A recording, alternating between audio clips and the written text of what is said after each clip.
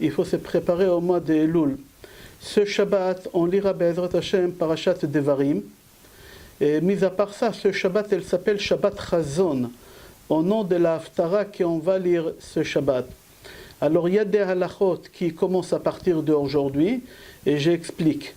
Il y a plusieurs niveaux de gravité dans les 21 jours de deuil qu'on est en train de traverser. Le premier niveau, c'est de 17 Tammuz jusqu'à Rosh Chodesh. Alors il y a des coutumes d'après les Ashkenazim, d'après les Sfaradim. Chacun a ses habitudes et ses coutumes. Nous, on arrête d'écouter la musique, les Sfaradim. Les Ashkenazim, ils sont plus mahmirim. Après le deuxième niveau de gravité monte, à partir de Rosh Chodesh. Rosh Chodesh, c'est aujourd'hui, jusqu'à la semaine que Tisha B'Av tombe. La gravité, elle monte dans quoi? Qu'on arrête de manger de la viande à partir de ce soir. On arrête de manger de la viande. Mis à part les femmes enceintes, les enfants, jusqu'à l'âge de 11 ans, on peut leur donner de la viande, surtout si les enfants ils sont fragiles et compliqués, etc. On a le droit de manger de la viande si on participe à une seudat mitzvah, brit mila, bar mitzvah, siyum masechet, etc. On a le droit. On a le droit. Maintenant, il faut savoir que après la gravité de deuil, elle monte, c'est la semaine, Shavua Shechalbo, la semaine que y a Tisha B'Av, on évite de faire de linge, de coiffeur, etc. Et après la quatrième gravité la plus élevée, qu'après on arrive, c'est le jour de Tisha B'Av. Et le jour de Tisha B'Av, il est équivalent à Yom Kippour. Les 5 interdits de Kippour, c'est les 5 interdits de Tisha B'Av. Pourquoi on a lié Kippour et Tisha B'Av? On a expliqué dans le cours d'hier. Et on n'a pas le droit, quand je parle qu'on n'a pas le droit de manger de la viande, c'est non plus boire du vin, Jean-Yves. Même le vin, on n'a pas le droit. Alors en gros, c'est ça, les halachot à partir de Rosh Chodesh Av. Mis à part ça, on dit, depuis que le mois de Av commence, on diminue dans la joie. On n'arrête pas d'être joyeux. On n'a pas le droit de ne pas être joyeux. Mais on diminue dans la joie. C'est une mitzvah très très difficile. La mitzvah la plus difficile qu'il y a dans la Torah, d'après Chachamim, c'est Kibud Orim, le respect des parents. C'est la mitzvah la plus difficile.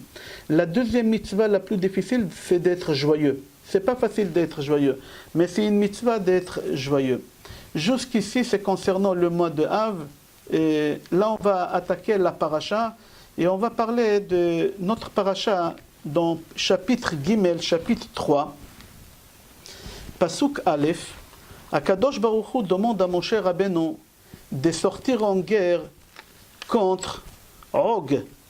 C'est marqué ici, Vanafen vana'al derech habashan, vayetze Og melech habashan likratenu, uvechol amo la milchama ederi, vayomer Hashem elai, Moshe Rabbeinu dit que Hashem il lui a dit, Al tira auto. C'est quoi Al tira?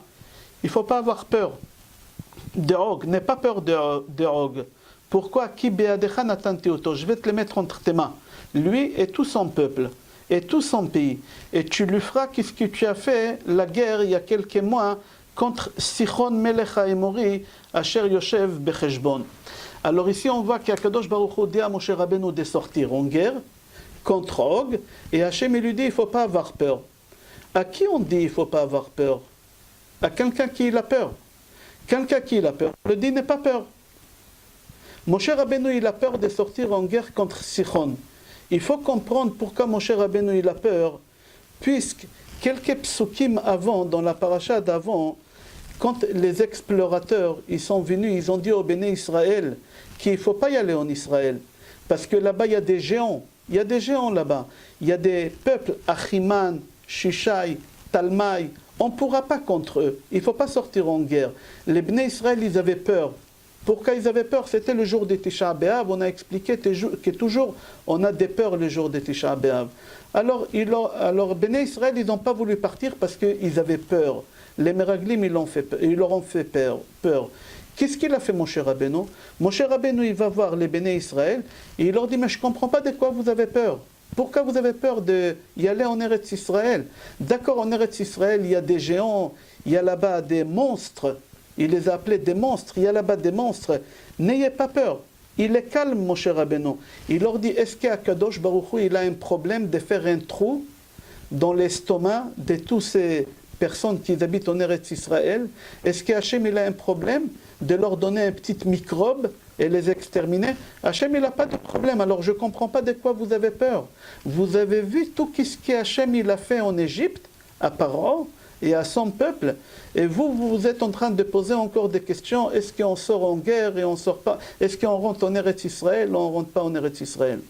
La question qu'elle se pose, Moshe Rabbeinu, il a peur de sortir en guerre contre Og, mais il a fait déjà des guerres, Moshe Rabbeinu, contre Midian, contre Sichon.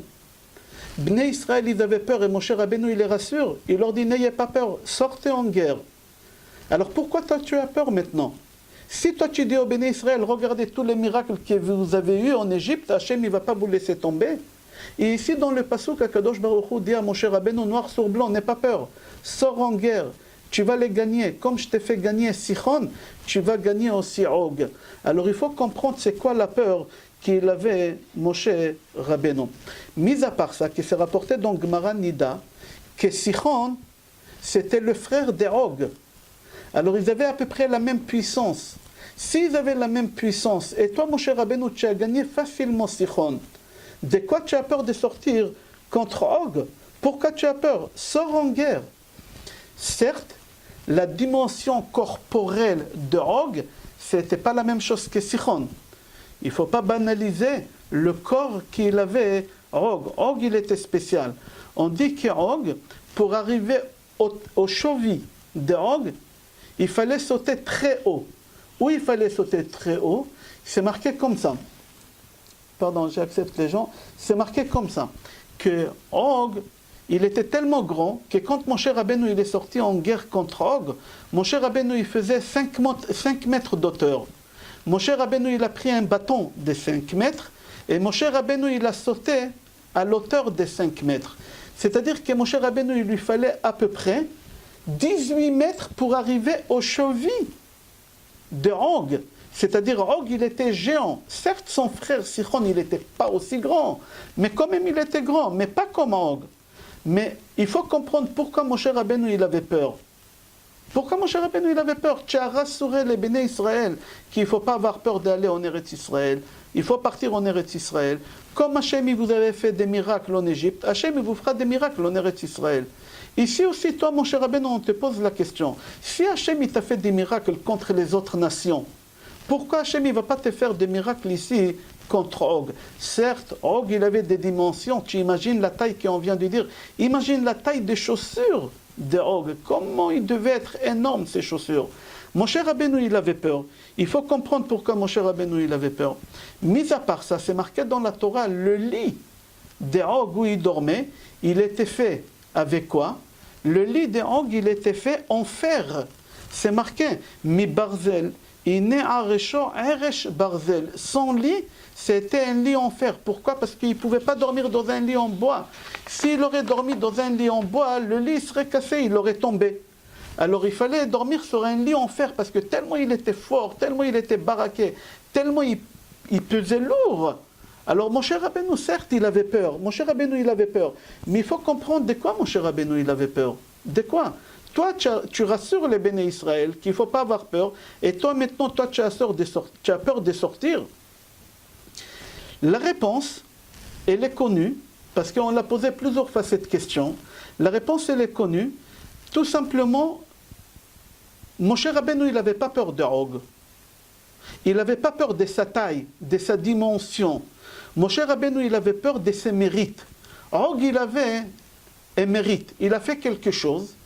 Et quand quelqu'un il a un mérite, Akadosh Baruch Hu, il le protège. Certes, Hachem, il a dit à Moshe Rabbeinu, n'aie pas peur, je te le mettrai entre tes mains, mais quand même, il a des mérites. Moshe Rabbeinu, il avait peur des mérites. C'est quoi les mérites qu'il avait, Moshe Rabbeinu? On va voir dans Sefer Bereshit, chapitre 14, Pasuk Yud Gimel, c'est marqué là-bas quand Lot, le neveu d'Abraham, il s'est fait kidnapper, et il a été pris par les 4 rois. Il y a quelqu'un qui est venu annoncer à Abraham Avinu, c'était le soir de Pessah, que son neveu, il a été kidnappé. Qu'est-ce qu'il a fait Abraham Avinu? Il a tout laissé tomber qu'est-ce qu'il fallait préparer pour Pessah. Et il est sorti avec Eliezer, son serviteur. Il y en a qui disent avec 318 soldats. Chacun il dit comment il est sorti en guerre contre les 4 rois. 4 rois, c'était des millions de soldats. Abraham Avinu, il sort en guerre et Abraham, il gagne. Mais le mérite de Og, c'était quoi?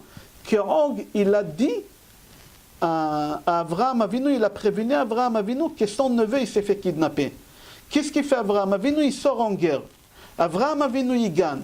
Le monde entier, il savait qu'Abraham Avinu, il a gagné. Tout le monde, ils ont su qu'Hachem, il a fait gagner. Alors ça a fait Kiddush Hachem. Parce qu'ils ont pris Abraham Avinu, ils l'ont couronné comme roi sur eux. Ils ont couronné Abraham Avinu. C'est-à-dire que grâce à l'acte qu'il a fait Og, il a fait un Kiddush Hachem énorme. Le monde entier, ils ont su que si Abraham Avinu, il a gagné la guerre, c'est grâce à Kadosh Baruch Hu. Alors Moshe Rabbeinu, il avait peur, c'est dans le chapitre Bereshit, chapitre 14, Pasuk 13. Comme ça, c'est marqué là-bas. C'est marqué Vayavo Apalit, Vayaged le Avraham. Apalit, c'est quoi Apalit? C'est le rescapé. C'est quoi le rescapé? Il faut savoir que Og, il a vécu 1000 ans. Il était déjà pendant la déluge de Noach. Et lui, comme il était énorme, il était grand de taille, il s'est accroché au bateau de Noach. Et il a eu la vie sauve. C'est pour ça qu'on l'appelle le rescapé. Il a été rescapé, il est resté vivant. Et il faut savoir que Og, il avait des mérites, mis à part ce qu'il a fait, qu'il a prévenu Abraham Avinu, et ça a fait sanctifier le nom de Hachem. Og, il a causé autre chose. Grâce à lui, Lot, il a eu la vie sauve. Et qui est sorti de Lot? Les descendants des rois David. Tous les royaumes de David, parce que dans Lot, il avait la Neshama des Ruth, parce que Ruth, elle est sortie. Il était avec ses 2 filles, et il y a Ammoni et Moab qui sont venus. C'est-à-dire que tous les descendants qui sont venus des rois David, ils étaient protégés grâce à qui? Grâce à Og. Alors mon cher Rabbeinu, il avait peur de quoi? Il avait peur des mérites qu'Og il avait. Il n'avait pas peur de la pointure de Og. Certes, Og, il était énorme. Ça va, Sichon aussi, il était énorme. Ça va, Kadosh Baruch Hu, il a fait des miracles au Béné Israël quand ils étaient en Égypte. Il a fait des miracles à Kadosh Baruch Hu. Mais ici, c'est marqué que mon cher Rabbeinu, il avait peur. De quoi tu as peur? Pourquoi tu as peur? Oui, j'ai peur des mérites qu'Og il a. C'est quoi les mérites qu'Og il a? Premièrement, qu'il a prévenu Abraham Avinu que Lot, il a été kidnappé. Et Abraham Avinu, il est parti sauver Og. Alors ça faisait Kiddush Hachem, il a sanctifié le nom de Hachem dans le monde. Et mis à part ça, grâce à ça, Lot, il a pu avoir les descendances des rois David. Et Akadosh Baruch Hu, il a payé à Og dans ce monde. Comment il a payé? C'est rapporté dans Pirkei de Rabbi Eliezer, chapitre 17, qu'Hachem il a rendu roi sur le Bashan. C'est un pays qui s'appelle Bashan. Normalement, il devait pas être roi, mais Hachem il lui a donné, mis à part le cadeau qu'il lui a donné, vivre longtemps. Tout à l'heure, on va voir, il a vécu très longtemps. Akadosh Baruch Hu, il lui a donné la possibilité d'être roi. Maintenant, on comprend de quoi Moshe Rabbeinu il avait peur. Moshe Rabbeinu il n'avait pas peur de la pointure parce qu'Hachem il lui a dit je te le mettrai entre tes mains comme je t'ai mis Sichon. Moshe Rabbeinu il savait qu'Akadosh Baruch Hu il va le protéger parce qu'Hachem il lui a dit que je serai là. Mais il avait peur des mérites. Quand quelqu'un il a des mérites, il faut faire très attention. Quand on a des mérites, il faut faire très attention. Et lui il avait des mérites ici. On fait un résumé et on avance. Le résumé est qu'Og il a eu comme cadeau qu'il est devenu le roi des pays de Bashan. Og, il a eu la vie sauve dans la déluge. Og, il a vécu 1000 ans. Comment c'est qu'il a vécu 1000 ans? Parce qu'il était chez Noach. Alors de Noach, il a vécu jusqu'à Abraham Avinu. Il y a 10 générations. Et combien de temps c'est une génération? Combien de temps c'est une génération? Alors on dit à l'époque c'était 40 ans. Alors si tu fais Asara Dorot min Noach ve'ad Avraham, combien de générations? 10 générations. Multiplié par 40, ça fait 400 ans. À part ça, il a vécu encore beaucoup plus que ça. Il a vécu, et c'est marqué dans Tihilim, je donne les références d'où j'ai pris qu'à l'époque, une génération, c'était 40 ans. C'est marqué dans Tihilim 95. Arba'im Shana Akut Bedor. Arba'im Shana, 40 ans, c'était une génération. Je pense qu'aujourd'hui, une génération, c'est 25 ans. Alors déjà, il a vécu 400 ans, c'est sûr et certain, parce que c'est marqué. Après, d'Avraham Avinu jusqu'à Moshe Rabbeinu, combien de temps il y a? Il y a 470 ans. Alors tu fais 400 ans plus 470 ans, ça te fait 870 ans. Mis à part ça, quand il s'est accroché sur le bateau de Noach, il n'était pas bébé. Alors Chachamim, ils disent qu'il a vécu 1000 ans. Il a vécu 1000 ans, comme ça on déduit. On continue le Midrash. C'est marqué dans le Midrash que... Pardon, j'ai oublié le Zohar HaKadosh. Le Zohar HaKadosh, il dit qu'Og, il avait encore un mérite, que j'ai oublié de vous dire. C'est quoi le mérite? Og, il avait la Brit Mila. Avraham Avinu, il a circoncis Og et toute sa famille. Et c'est pour ça que c'est marqué Altira Oto. C'est quoi Oto? Il fallait marquer Altira Mimeno. Oto Lashon Ot. Et Brit Mila, on l'appelle Ot Berit Kodesh. Comme ça, il déduit le Zohar HaKadosh que, mis à part tous les mérites qu'il avait, Og, il avait le mérite qu'il a été circoncis, il a fait la Brit Mila. Venez, on va voir un Midrash. Dans notre paracha, nous, il y a le Midrash qui dit que Og, il était à la Brit Mila de Yitzhak Avinu. Og, il était à la Brit Mila de Yitzhak Avinu. Et Og aussi, il était chez Paro. Quand Yaakov Avinu, il arrive la première fois chez Paro, et il arrive avec 70 âmes, et là, Paro demande à Yaakov Avinu, quel âge tu as? C'est dans Bereshit chapitre 47, pasuk 8. Kama yeme shenechayecha, quel âge as-tu? Paro, il demande à Yaakov, quel âge as-tu? Et Yaakov, il répond, 130 ans, mais Yaakov, il se plaint. De quoi il se plaint, Yaakov? Et il dit, j'ai pas eu le mérite d'arriver à l'âge de mon père et de mon grand-père. Mon père, il a vécu jusqu'à 180 ans, et Yitzhak, et mon grand-père, Avraham, il a vécu jusqu'à 175 ans, et moi jusqu'à 130 ans. Il se plaint. Pourquoi Yaakov, il se plaint? On n'a pas le droit de se plaindre. Quand Akadosh Baruch Hu, il donne une épreuve à quelqu'un, il faut qu'il applaudisse, il faut qu'il chante. Comment ça se fait qu'Yaakov Avinu, il se plaint? Pour la simple raison, on dit qu'il se plaint Yaakov Avinu parce qu'il avait peur de l'œil, la mauvaise œil de Og Melech HaBashan. C'est marqué dans le Midrash, Dvarim Rabbah, Parasha Aleph. Paro, il a dit à Og, tu vois ce monsieur-là en parlant de Yaakov Avinu. Tu te rappelles, c'était qui son grand-père, Abraham? Tu disais sur Abraham, il est stérile, il n'a pas des enfants, il n'aura jamais des enfants. Regarde, c'est son petit-fils. Il est venu avec 70 enfants et petits-enfants, il est venu ici avec lui. Et là, Yaakov, il avait peur. Alors, qu'est-ce qu'il a fait, Yaakov, quand il avait peur? Tout de suite, il a dit, mais je n'ai pas réussi à vivre comme mon père et mon grand-père. Le mais, ça casse l'œil. Ça casse l'œil. Quand on te dit, ah, ton fils, il est intelligent, ton fils, il est bon, tu dis, oui, il est intelligent, il est bon, mais il y a un mais. Toujours, tu rajoutes un mais. Et c'est ça qu'est-ce que Yaakov Avinu, il a fait. Il a dit, un mais. Amar Akadosh Baruch Hu, il a dit tout de suite à Og, toi, tu veux faire rentrer l'œil à Yaakov Avinu, ne t'inquiète pas, je vais te régler les comptes avec mon cher Rabbeinu dans notre paracha à nous. Je vais te régler les comptes. Et là maintenant, Akadosh Baruch Hu, il envoie mon cher Rabbeinu sortir en guerre contre Og. Ce géant-là, que Yaakov, il avait peur. J'ai vu dans un livre qui s'appelle La Sichot, celui qui a écrit un livre, et ce livre il s'appelle la Rav Nevnat Tziel, qui pose une question. La question qu'il a posée, elle est logique. Og, il a reçu déjà de salaire sur ses mérites. Il va mourir là, parce que mon cher Rabbeinu, il va le tuer. C'est-à-dire qu'il a touché déjà des salaires. Alors s'il a touché des salaires, de quoi tu as peur? De quoi tu as peur? Comme ça, il pose la question, il dit, tu as vu déjà qu'il a reçu les salaires pour les actes qu'il a fait, hein? Et Akadosh Baruch Hu, il lui a payé dans ce monde, avec la TVA, il lui a payé. Vivre 1000 ans comme ça, il lui a payé avec la TVA. Alors de quoi mon cher Rabbeinu, il a peur? Puisque déjà, Og, il a reçu le salaire. Encore une question plus forte. Et est-ce que vous savez pourquoi Og, il est parti prévenir Avraham Avinu que son neveu Lot, il s'est fait kidnapper? Est-ce que vous savez pourquoi? Est-ce qu'il a fait ça pour la mitzvah? Ou est-ce qu'il a fait ça pour un but, pour faire un gros péché? En réalité, Og, il a fait ça pour faire un gros péché après. C'est quoi? Og, il a dit, Avraham Avinu, il est seul, il est vieux. Il va sortir en guerre contre 4 rois. C'est sûr qu'il meurt. Alors s'il va mourir, qu'est-ce qui va se passer? Sa femme Sarah, qui était une des plus belles femmes au monde, elle va être veuve. Alors si elle est veuve, je pourrais me marier avec elle.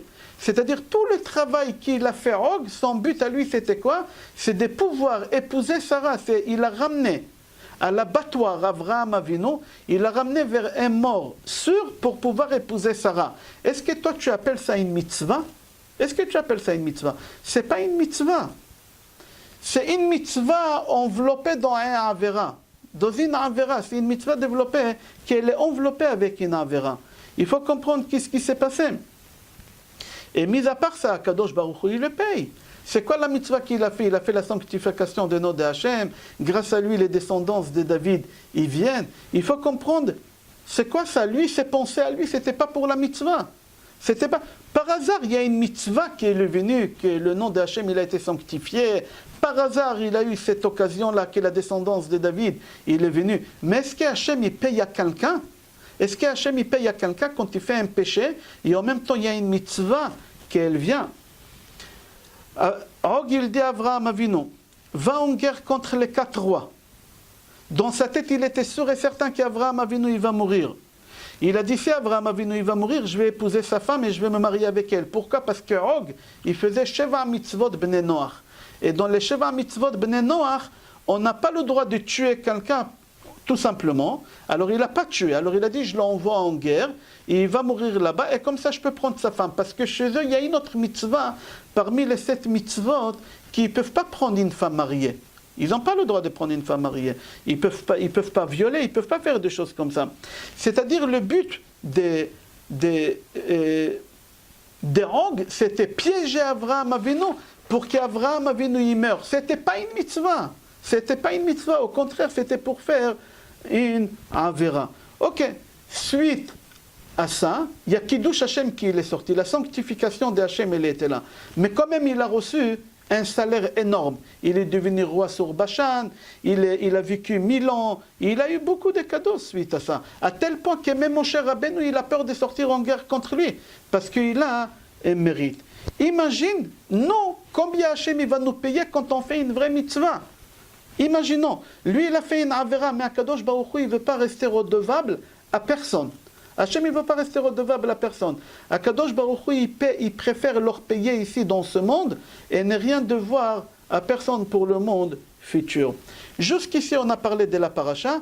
J'aimerais lier la paracha avec la destruction des Beth Amikdash. Et Jean-Yves, à la fin du cours, on va poser des questions si vous avez des questions.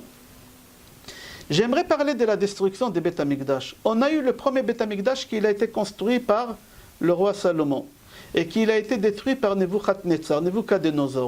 Le deuxième Beth Amikdash, il a été construit par Ezra et il a été détruit à cause de Titus. Alors le premier Beth Amikdash, il a été détruit à cause des 3 péchés.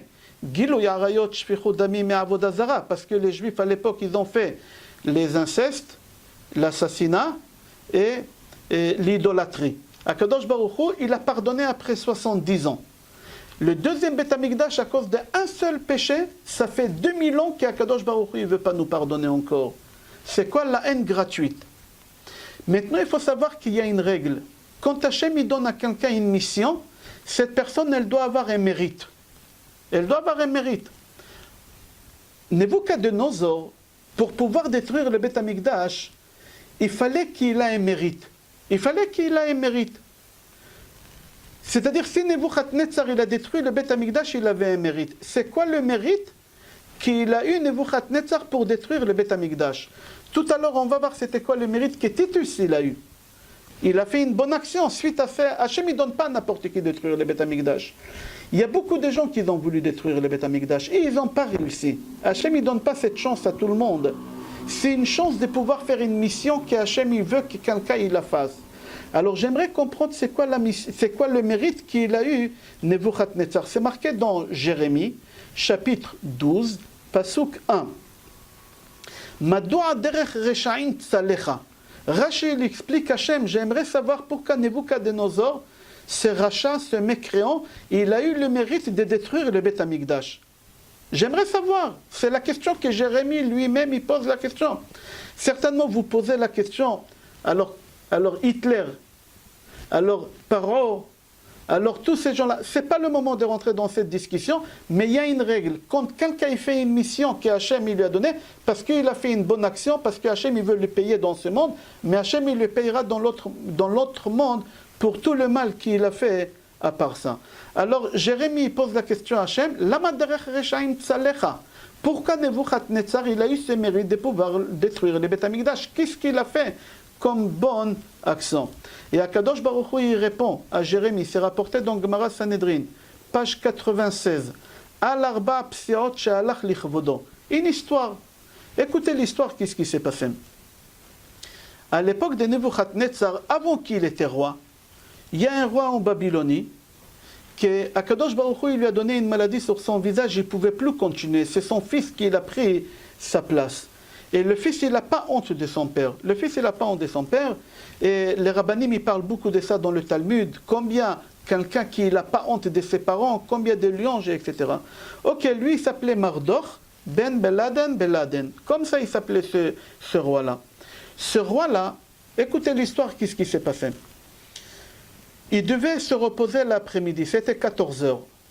Il a attrapé les gardes des corps et il leur a dit, je vais dormir, réveillez-moi à 18 heures. C'était 14 heures, réveillez-moi à 18 heures.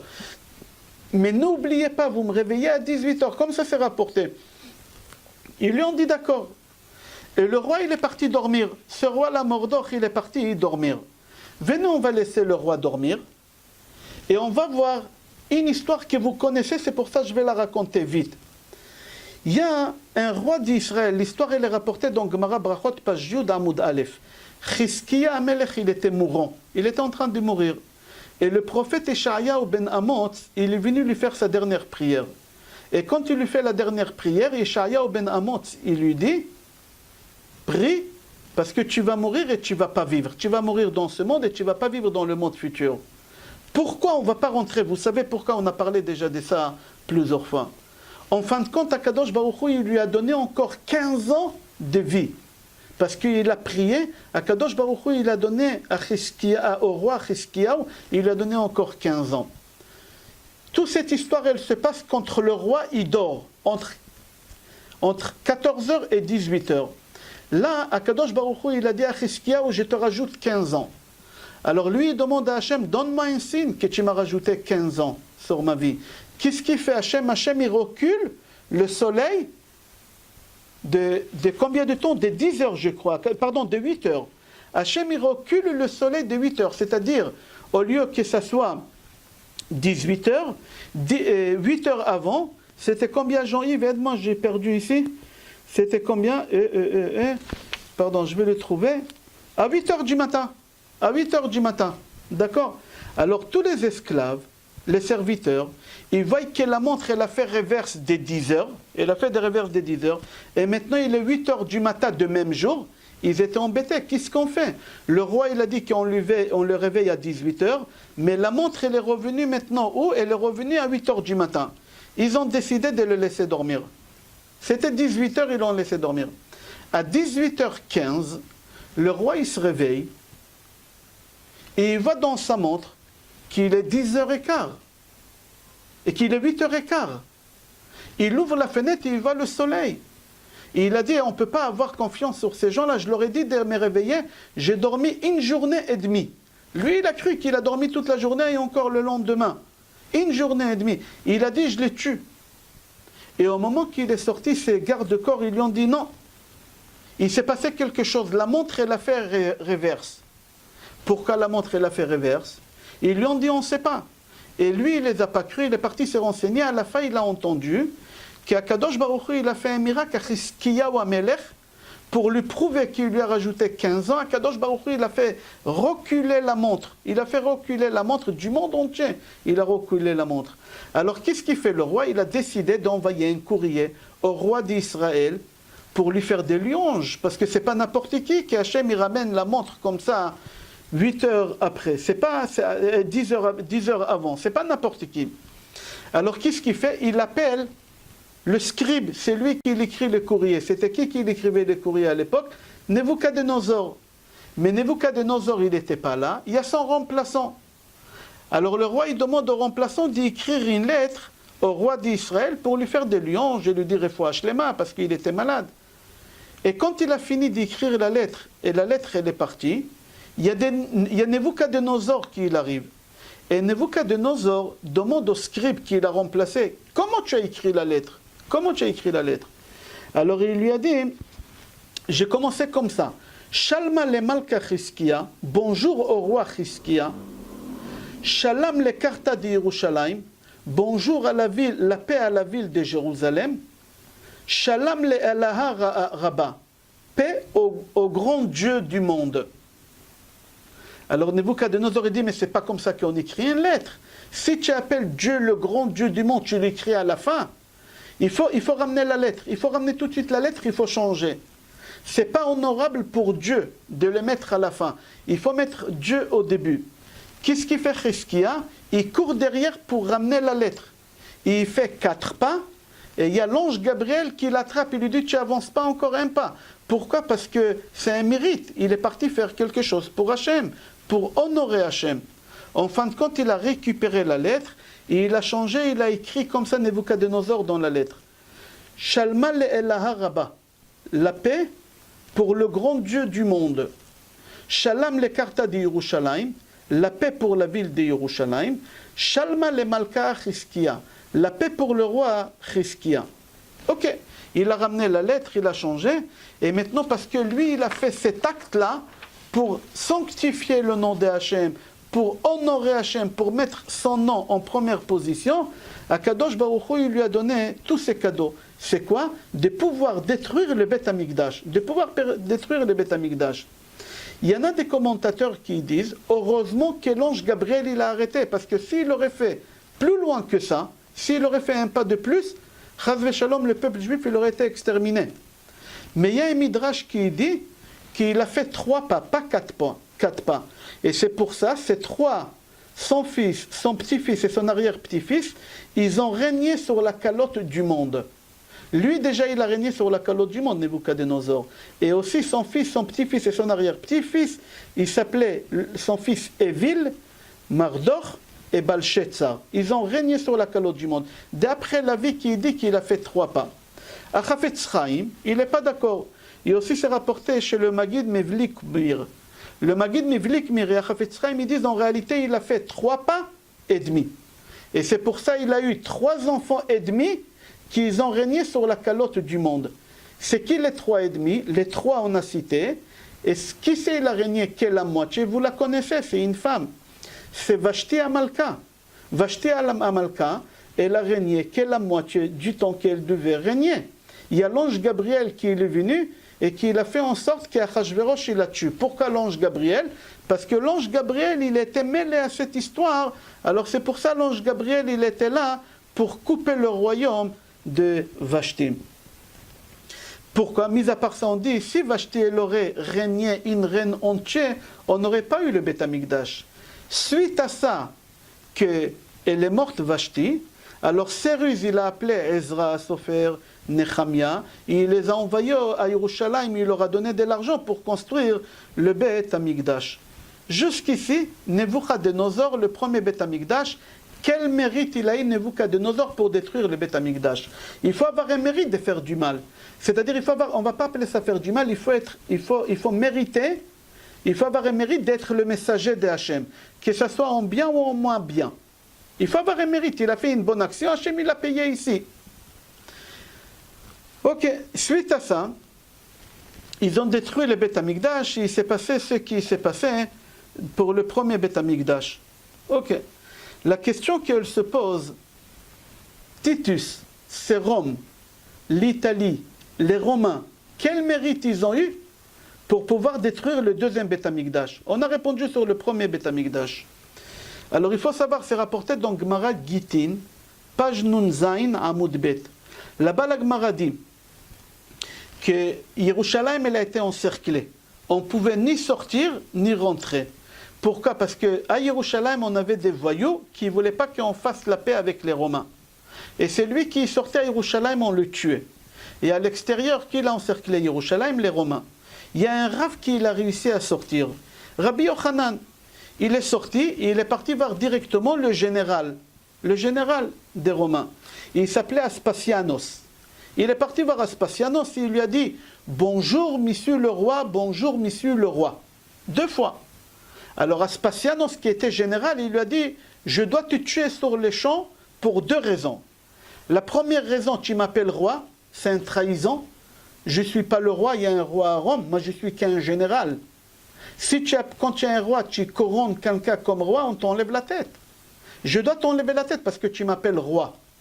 Deuxième chose, si je suis roi, pourquoi tu n'es pas venu jusqu'à maintenant? Ça fait 3 ans que je suis en train d'encercler Yerushalayim. Pourquoi? Alors il a dit la première réponse, tu es roi et tu ne le sais pas, tu le sauras tout à l'heure. Moi je sais que tu es roi. Et tu le sauras tout à l'heure. Deuxième chose, pourquoi je ne suis pas venu jusqu'à maintenant? Je voulais venir depuis longtemps. Il y a des voyous à Yerushalayim qui ne laissent pas sortir les gens. Pour pouvoir sortir ici, j'ai fait des choses. J'ai fait des choses. Là-bas, la Gemara, elle raconte, il lui dit, comment tu sais que je suis le roi? Il lui dit, pour la simple raison que tu vas devenir roi. Parce que toi, tu es général, et un général, il ne peut pas détruire le deuxième Beth Amikdash. C'est marqué, comme ça, dans Yeshaya le prophète, chapitre 10, pasuk 34, Vehalevanon ba'adir ripol. C'est quoi le Levanon? Levanon, c'est le Beth Amikdash. Le Beth Amikdash, il doit tomber entre les mains d'Adir. Qui c'est Adir? C'est un roi. Et toi, tu ne peux pas être général et détruire le Beth Amikdash. Tu ne peux pas être. Là-bas, la Gemara dit, en train de discuter les deux, Rabbi Yochanan et Aspasianos, et il y a un messager qui arrive de Rome. Et il lui dit que le roi de Rome, il est mort, il y a 1 mois, ils n'étaient pas au courant, et que lui, il a été couronné comme roi. Et là, il s'est avéré, qu'est-ce qu'il a dit Rabbi Yochanan, que c'était vrai. Que c'était vrai, qu'il est devenu roi. Alors c'est quoi le mérite qu'il a eu pour détruire le Beth Amikdash? Lui, il n'a pas fait lui-même, il a envoyé Tétus. Alors c'est marqué comme ça. C'est marqué dans la paracha. Pourquoi il a eu le mérite? C'est de notre paracha. Comme ça, j'aimerais lier la destruction aussi du deuxième Beth Amikdash avec la paracha de cette semaine. C'est qui Rome? C'est qui les Italiens? C'est Edom. Qui c'est Edom? C'est Esav. C'est Esav. C'est Esav, c'est les descendants d'Esav qui ont détruit le Beth Amikdash. Et c'est marqué dans la paracha de cette semaine, dans le chapitre 2, Pasuk Aleph, Vanefen vanessa amidbara derech yamsuf, kaasher diber Hashem elai vanasa vetar Seir. Moshe Rabbeinu, il a encerclé le mont Seir. Le mont Seir, tous les gens d'Edom, des descendants de la famille d'Esav, ils habitaient là-bas. Et Moshe Rabbeinu, il a voulu les encercler pour les exterminer. Et dans Pasuk Hei, c'est marqué là-bas, Akadosh Baruch Hu, il a dit à Moshe Rabbeinu, n'essaye pas de tuer Edom. Il ne faut pas le tuer. Pourquoi? Parce qu'Akadosh Baruch Hu, Ki Hashem Natan etar Seir Yerusha. Akadosh Baruch Hu, ils ont un mérite Edom. Après tout, ils ont un mérite. Ils ont un mérite. C'est quoi le mérite? Il y a 2 mérites que Edom ils ont. Par arrière-grand-père, par Esav. Le premier mérite, quand Esav, il a vu que son frère, il lui a pris les brachot, qu'est-ce qu'il a fait, Esav? Esav, il a fait couler des larmes. Tu fais couler des larmes pour des brachot, c'est-à-dire que tu as la foi. Si tu as la foi, alors, et tu pleures, alors tu as un mérite. Ça, c'est un mérite qu'il a eu. Le Baal Tourim, il dit, c'est marqué dans la paracha, dans le pasuk que j'ai donné tout à l'heure, c'est marqué là-bas, Rav Lachem sauve. Arrête d'encercler le mot Seir. Sur la lettre Samer, il y a des tagim. Dans les vieux Sefer Torah, il y a des tagim, des couronnes. Normalement, il n'y a pas des couronnes sur la lettre Samer. La lettre Samer, c'est la lettre 60. Alors on dit ici, on parle d'Esav. Le mot ici, c'est d'Esav. Pourquoi? Parce que Esav, il a fait Kiboud Orim, qu'est-ce que personne il a fait. À l'âge de 60 ans, quand son père, à l'âge de 60 ans, quand il avait 60 ans, il a fait Kiboud Orim comme personne il a fait. Suite à la mitzvah qu'il a fait, Esav, de honorer son père, suite à ça, Akadosh Baruch Hu, il a donné la possibilité aux Romaïm, aux Romains, de détruire le Beth Amikdash. C'est ça le mérite qu'ils ont eu. C'est-à-dire quoi? Nebuchadnezzar, il a le mérite de détruire le premier Beth Amikdash parce qu'il a fait 4 pas. Il a fait 4 pas. Et ici, là, Edom, Titus, a le mérite de détruire le Beth Amikdash. Pourquoi? Pour une mitzvah qui est son arrière-grand-père, qu'il a honoré son père. il a fait Kiboudorim. C'est rapporté dans Midrash Rabbah. Amar Rabban Shimon ben Gamliel, Rabban Shimon ben Gamliel, il a honoré ses parents comme personne au monde. Alors lui, il a dit, personne il a honoré ses parents comme moi au monde, personne. Mais en fin de compte, quand j'ai fait des recherches, je me suis rendu compte qu'Esav, qu'est-ce qu'il a fait à son père pendant 22 ans? Moi, j'ai pas fait ça. Moi, j'ai pas fait ça. Et il donne un des exemples. Il a dit à Esav, quand il servait son père, comment il le servait? Pas avec des habits sales. Il avait des habits spéciaux pour servir son père. C'est des habits qu'Hachem il a cousus pour Adam et Chava. Et qu'Esav il a tué Nimrod, il a récupéré ces habits-là. Et chaque fois quand il servait son père, d'abord il mettait cet habit-là honorable qu'Hachem il a fait pour servir son père. Je comprends pas. Ton père il est aveugle. Que tu vas servir ton père en tricot, en chemise sale, ou que tu vas servir ton père avec un habit honorable, pour ton père c'est la même chose. Ton père ne voit pas. Mais Esav, il avait tellement le respect de son père qu'il a dit, même si mon père il est aveugle, je ne vais pas servir mon père comme ça. Il n'a pas voulu servir son père comme ça. Que moi, par contre, Rabbi Yochanan, moi, quand j'ai servi mon père avec des habits que je ne me permettais pas de sortir avec dans la rue. C'est-à-dire que j'ai respecté la rue, les gens dans la rue plus que mon père. C'est-à-dire que Esav, il a fait le respect des parents plus de ce que j'ai fait moi, Esav. Et plus qu'est-ce qu'il a fait Esav. Comme ça, il a dit Rabbi Yochanan. C'est-à-dire quoi? Qu'Esav, il avait un mérite qu'il a accompagné pendant des années. C'est quoi le mérite? Le respect des parents. Le respect des parents. Et même c'est rapporté dans Sefer Bereshit, chapitre 32, Pasuk 8. Quand Yaakov il est parti à la rencontre de son frère Esav, c'est marqué là-bas qu'il a eu peur. Vayar Yaakov meod. C'est quoi Vayar? Il a eu peur. Yaakov il a peur d'Esav, mais Akadosh Baruch Hu il a dit, je serai avec toi, comme avec Moshe Rabbeinu. Hachem il a dit à Moshe Rabbeinu, je serai là, je vais t'aider, tu vas gagner la guerre contre Og. N'aie pas peur dans la paracha de cette semaine. Et Moshe Rabbeinu il a peur. C'était ça la question. Tout le cours il est basé sur ça. Comment ça se fait que Moshe Rabbeinu il a peur? Tu viens de faire la guerre avec Sichon. Tu as gagné. Tu as dit au Béné Israël il y a quelques jours qu'il ne faut pas avoir peur d'aller en Eretz Israël. Qu'Akadosh Baruch Hu il va nous aider. Qu'Akadosh Baruch Hu il nous a aidés en Égypte. Ici encore on voit que Yaakov Avinu il a peur quand il va rencontrer son frère Esav. Alors tous les commentateurs ils disent de quoi il avait peur Yaakov? Yaakov il avait peur des mérites que son frère il a, qu'il a fait Kiboudorim pendant les 22 ans. Moshe Rabbeinu il avait peur des mérites qu'il avait. Chacun il avait peur des mérites. Esav il a honoré ses parents pendant 22 ans. Il a honoré son père. Og il avait ses mérites aussi, même qu'il s'était enveloppé avec un péché. Mais quand même, il a un mérite après tout. C'est marqué qu'Esav Aracha, regardez la finesse de la chose. J'ai appris ça la première fois de ma vie. Or, j'ai appris ça quand j'ai préparé le cours hier. Regardez c'est quoi respecter ses parents. Regardez-moi c'est quoi respecter ses parents. C'est marqué dans Bereshit, chapitre 27, Pasuk 41.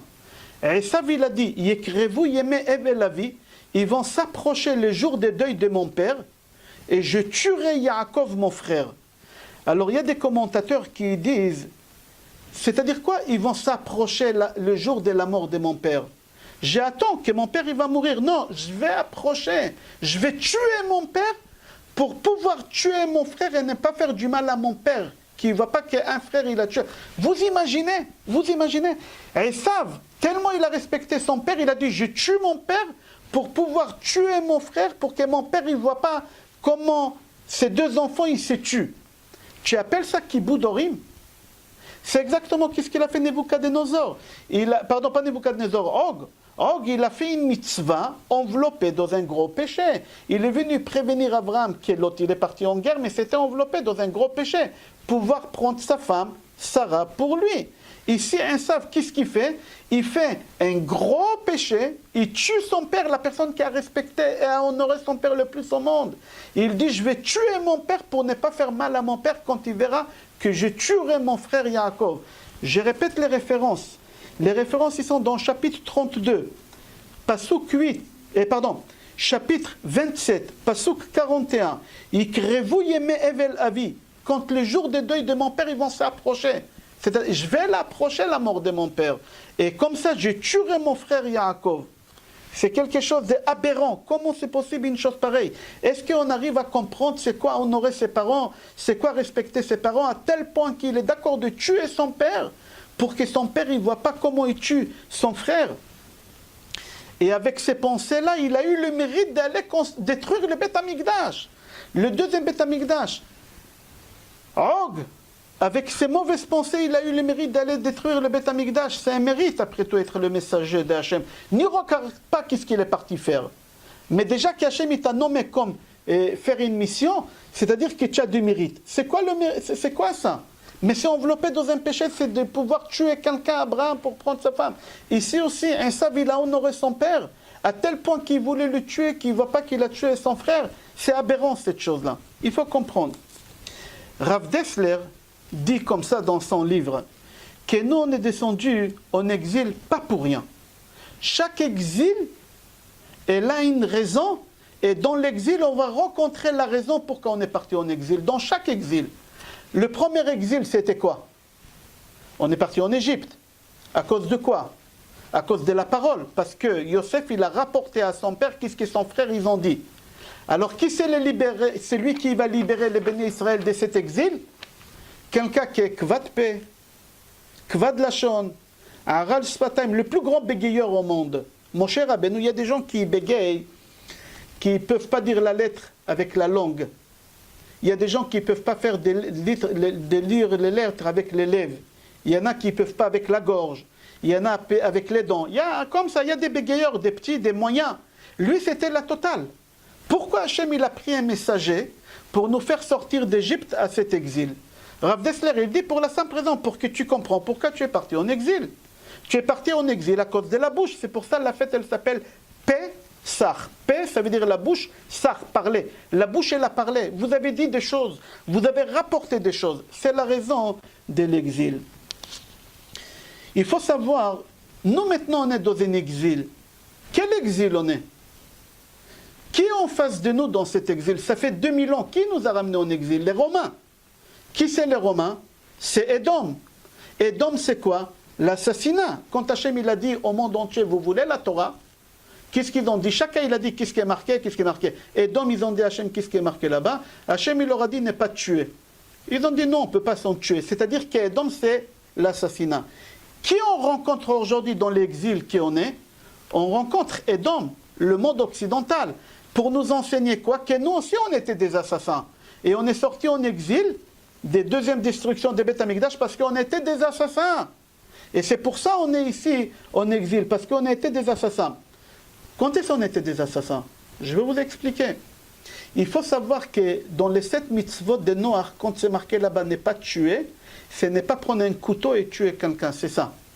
Mais si j'ai envoyé quelqu'un et je lui fais un sale coup qui va mourir là-bas, ce n'est pas considéré comme assassinat chez Sheva mitzvot Bnei Noach. Chez nous les juifs, un assassinat, si je te fais honte devant tout le monde, c'est considéré comme si tu as assassiné quelqu'un et tu n'as pas de partie au monde futur. Tu ne seras pas là. Nous, qu'est-ce qu'on a fait pendant la destruction du deuxième Beth Amikdash? On était des assassins, on faisait honte un à l'autre. Les élèves de Rabbi Akiva, ils faisaient un à l'autre. C'est-à-dire quoi? Qu'on était assassins. Alors, puisqu'on était assassins, Kadosh Baruch Hu, il nous a envoyés en exil. Où? Face à nous, il y a des assassins. Face à nous, il y a des assassins. Il faut savoir, mis à part qu'on a en face de nous des assassins, on a en face de nous des gens que quelqu'un de leur famille, il a fait honorer son père énormément. Énormément. Il faut savoir que le Beth Amikdash, il a été construit dans quelle parcelle? Quand on est rentré en Eretz Israël, Yoshua, il a divisé Israël en parcelles. Le Beth Amikdash, il était construit dans le parcelle de qui? Dans la parcelle de Binyamin. Dans la parcelle de Binyamin. Pourquoi dans la parcelle de Binyamin? Parce que Binyamin, c'est un seul enfant parmi les 12 enfants qu'il a honoré son père. Personne n'a honoré son père comme Binyamin, il a honoré son père. C'est la seule personne qui n'a pas participé à la vente de Yosef. C'est la seule personne qui savait que son frère il est vivant, il n'a pas dit à son père pour ne pas faire du mal à son père. Tous ils ont fait du mal à leur père, tous les frères, à part Binyamin. Et c'est pour ça qu'au Beth Amikdash, ils ont perdu la 12e pierre dans le Choshen. Quelle pierre elle est tombée? la 12e. Comment elle s'appelle la 12e? Yashpe. C'est quoi Yashpe? Tu coupes en deux, Yeshpe. Il y a une bouche pour parler. Yashpe, il y a une bouche pour parler. C'est-à-dire que Binyamin, il vient symboliser quoi? Le Kiboudorim. Le Kiboudorim. D'accord, un goy, il a fait Kiboudorim. D'accord, un goy, Esav, il a fait Kiboudorim. Il n'y a pas de problème. Mais il faut savoir, est-ce qu'un goy, il a la mitzvah d'honorer ses parents parmi les 7 mitzvot? Est-ce qu'un goy? Non, un goy, il n'a pas l'obligation d'honorer ses parents. Un goy, il n'a pas. Un goy qui s'est converti au judaïsme, s'il a envie de faire Kaddish sur ses parents qui ne sont pas juifs, il a le droit. S'il veut faire Ashkava, il a le droit. Ça ne pose pas un problème. Mais il n'a pas l'obligation d'honorer ses parents. Esav, il n'avait pas l'obligation d'honorer ses parents. Alors nous, on est là dans cet exil où on est, réparer 2 choses. Les 2 choses que le monde occidental, ils ont face à nous. C'est quoi la première chose? C'est faire honte à quelqu'un. Faire honte à quelqu'un. Et la deuxième chose, c'est honorer ses parents. C'est ça qu'il a fait. Leur arrière-grand-père, Esav, honorer ses parents. C'est-à-dire notre mission à nous ici, dans cette génération où on est d'accord à la destruction des 2e Beth Amikdash, c'est de ne pas faire honte à quelqu'un. Et deuxième chose, c'est d'honorer ses parents. Venez écouter une histoire. Une histoire. Qui a détruit le Beth Amikdash, Rabotai? Le premier Beth Amikdash? Nebuchadnezzar. Je vais vous dire quelque chose de solide que j'ai écouté de la part de Rav Baruch Rosenblum Shlita de Bnei Brak. J'ai dit son nom, c'est important de dire. Je rapporte le Midrash et je rapporte ce qu'il a rajouté, lui, à la fin. Il faut savoir que le premier Beth Amikdash, il a été détruit par Nebuchadnezzar. Vous savez c'était qui Nebuchadnezzar? Il a régné sur la calotte du monde. Mais c'était qui cette personne-là? Sa jeunesse, quand il était petit, l'école primaire, où il était ce bonhomme-là? S'il vous plaît, ne coupez pas, n'y mettez pas les micros. C'était qui Nebuchadnezzar? C'était qui Nebuchadnezzar? Alors le Midrash dit Ani venivze. C'était un malheureux, un pauvre. En 2 mots en français, ça s'appelle de la basse classe. Il a habité dans les cités. C'était un homme pauvre. C'était un voyou. Et qui il a habité dans le même immeuble que lui quand il avait 10 ans? Écoutez cette histoire dans le Midrash quand il avait 10 ans. Qui était son voisin? Irmiyahu. Irmiyahu, le prophète, c'est lui qui nous a annoncé toutes les destructions des Beth Amikdash, qu'il était présent à la destruction des Beth Amikdash, qui nous a accompagné une partie jusqu'à la Babylonie, une partie seulement. Parce qu'après il est rentré en Eretz Israël. Écoutez l'histoire, les 2, ils ont 10 ans. Les 2, ils ont 10 ans. Irmiyahu, il a un peu de prophéties, parce que Hachem, il lui a donné la prophétie déjà depuis qu'il était dans le ventre de sa mère. Comme ça, c'est marqué dans le Navi. Alors, il avait un peu de prophétie, et il joue football avec qui? Avec Nebuchadnezzar. Il joue football avec Nebuchadnezzar. Et en jouant le football avec Nebuchadnezzar, qu'est-ce qui se passe là-bas? En jouant au football avec Nebuchadnezzar, Nebuchadnezzar, il dit à Irmiyahu, quand je serai grand, mon rêve, mon fantasme, c'est de régner sur le monde. Je partirai à Yerushalayim, je détruirai Yerushalayim et je tuerai tous les habitants de Yerushalayim, tous les juifs de Yerushalayim. Jérémie, il a vu dans sa prophétie que ça va se réaliser. Vous imaginez quelqu'un qui habite dans le 9-3, que son plus grand fantasme, c'est de pouvoir avoir à manger à la fin de la journée. Lui, non, son fantasme à lui, c'est quoi? C'est de régner sur le monde. Comment c'est possible d'avoir un fantasme? C'est même pas dans tes gènes. C'est même pas dans tes gènes. Comment lui, il a pu avoir une chose pareille? Alors Irmiyahu, il lui dit, écoute-moi, tu vas être le roi du monde. Donne-moi Yerushalayim, règne sur le monde entier, règne sur Israël, donne-moi Yerushalayim. Il a dit, je te donne rien du tout. Il a dit, tu ne veux pas me donner Yerushalayim? Donne-moi le Beth Amikdash, je ne te donnerai rien du tout. Donne-moi les enfants, Tinokot Shel Bet Rabban. Il n'a pas voulu, il n'a rien voulu lui donner. Il n'a rien voulu lui donner. Ok, là j'ai raconté le Midrash en raccourci. Déjà on a parlé de ce Midrash dimanche. Et pendant longtemps on a parlé. Alors il dit Rav Rosenblum qu'il a trouvé dans les livres Zevra Barer, qui ramène au nom de Maharachu Rabbi Chaim Vital, qui ramène un pasuk qui est écrit dans Jérémie 2 fois. Il se répète le pasuk. Anochi natati et kol ha'aratzot ha'ele beyad melech Babel avdi. J'ai donné le monde entier au roi de Babel, mon serviteur. À qui Hachem il appelle mon serviteur? À un assassin? Vous savez à qui Hachem il a appelé mon serviteur?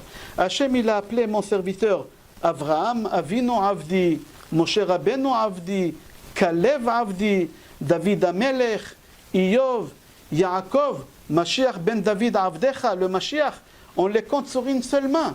Comment ici Akadosh Baruch Hu il dit sur Nebuchadnezzar, mon serviteur? C'est quoi ça? C'est quoi mon serviteur? Qui c'est? C'est quoi ces gènes? Comment il peut avoir des fantasmes pour régner sur le monde entier? C'est quoi cette chose-là?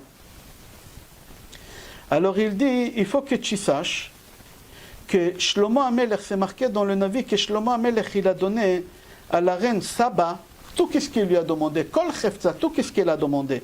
Et les commentateurs disent, Ma'arachour, et dans les livres Zera Barer, c'est quoi tout ce qu'elle a demandé? Alors il dit, elle a voulu se marier avec lui et avoir un enfant. Elle s'est convertie et elle a eu, il y en a qui disent une fille, Achida il dit une fille et un garçon, mais c'est pas grave. Cette fille-là, elle a eu un enfant. Et cet enfant, il s'appelle Nebuchadnezzar. C'est-à-dire que Nebuchadnezzar, c'est qui? C'est le petit-fils du roi Salomon.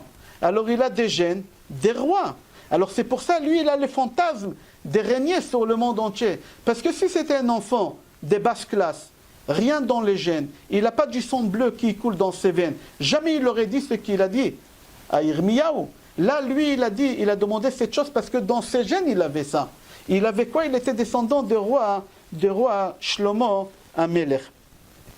C'est-à-dire que le roi Salomon, il a construit le Beth Amikdash, le premier Beth Amikdash, et qui vient détruire le premier Beth Amikdash? Son petit-fils Nebuchadnezzar. Ça, c'est une bombe atomique, je ne savais pas ça, j'ai appris. Rabotai, on a fini le cours, on va faire un résumé. La question du cours, elle était, au début de la paracha, Kadosh Baruch Hu dit à Moshe Rabbeinu, sort en guerre contre Og. Moshe Rabbeinu, il a peur. Hachem, il lui dit, n'aie pas peur. La question qu'elle se pose, comment ça se fait, Moshe, il a peur? Hachem, il lui a dit, sort en guerre. N'aie pas peur, et tu as peur quand même. Moshe Rabbeinu, il a fait des guerres avec des autres personnes, des géants. Moshe Rabbeinu, il a dit au Béné Israël, n'ayez pas peur, allez en Eretz Israël. Hachem, il vous avait fait sortir d'Égypte, il va vous faire gagner toutes les guerres. Hachem, il est avec nous. Et lui, il a peur. C'était ça la question. Alors on a ramené des réponses qu'il avait des mérites. Og, il avait des mérites. Et lui, il avait peur des mérites de Og. Il avait peur des mérites de Og. Alors c'est lui qui a des mérites, il faut avoir peur de lui. Et c'est pour ça, Moshe Rabbeinu, il avait peur. Quel mérite?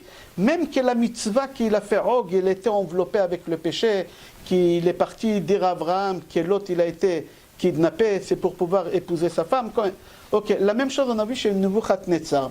Nebuchadnezzar, il a eu le mérite de détruire le Beth Amikdash. Pourquoi il a eu le